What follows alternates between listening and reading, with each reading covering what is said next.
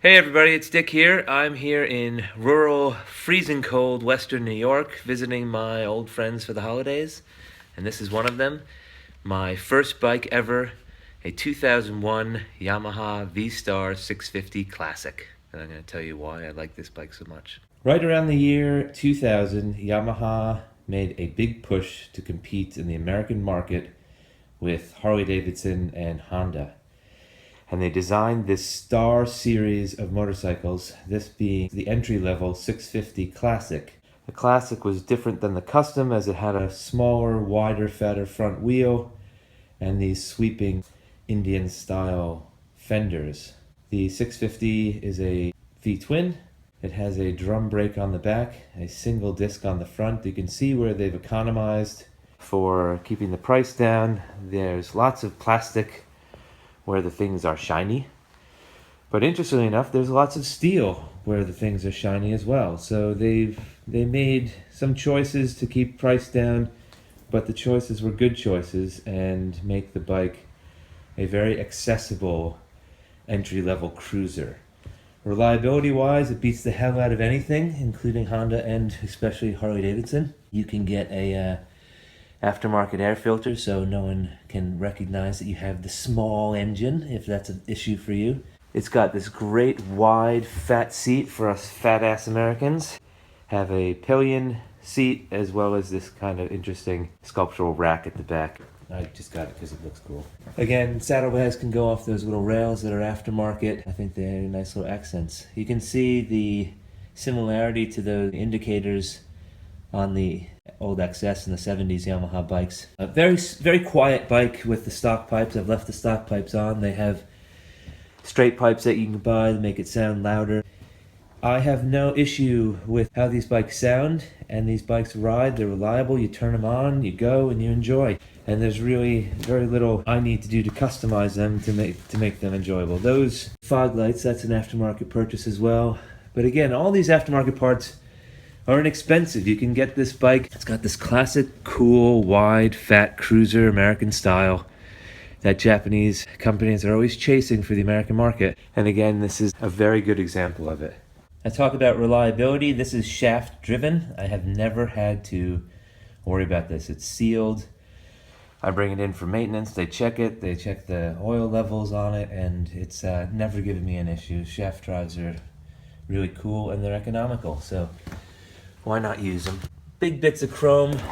Oh, and you can see this is this looks like a big kind of old Harley engine.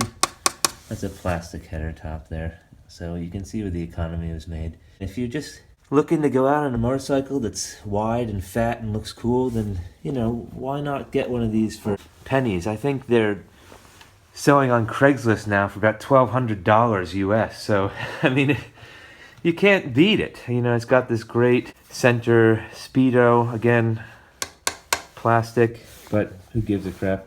And when you're sitting on it, it's just wide and fat. Your arms have a good bend in them. You feel like the Terminator back in 1992.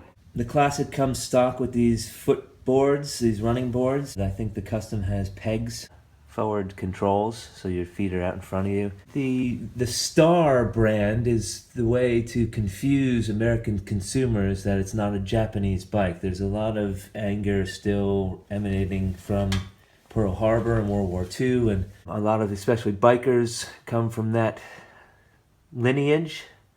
And so to confuse the American market, the Japanese manufacturers have not put their Japanese names anywhere on the bikes. The stickers that come from the manufacturer are torn off almost when they're sold.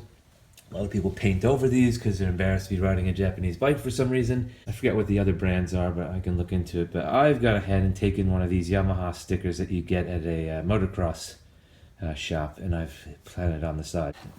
Proud to ride a Yamaha because these things are bomb-proof, and when I turn the key and I start it up, it brings me wherever I want to go without issue.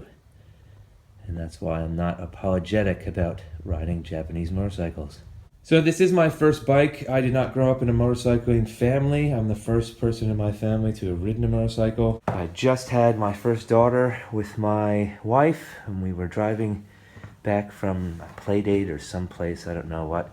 And I said, can we please stop in to that motorcycle dealer? I just want to look. And as I was looking, I saw my rebellious youth disappearing in a flurry of diapers and formula, and at that point my wife came over to me and said, can you change the baby? And just pooped.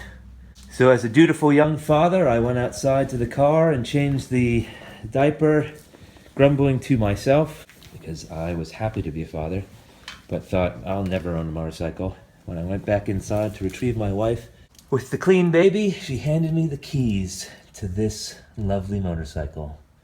She decided which one it would be. She decided the model. She had done the research. She talked to the salesperson. And based upon my level of experience and my style and what I wanted out of a motorcycle at the time, this is what she gifted me. And for that reason, this is one of my favorite motorcycles, if not my favorite motorcycle of all times. And it was a fantastic gift and a fantastic bike ever since. And that's why it will always be in my fleet.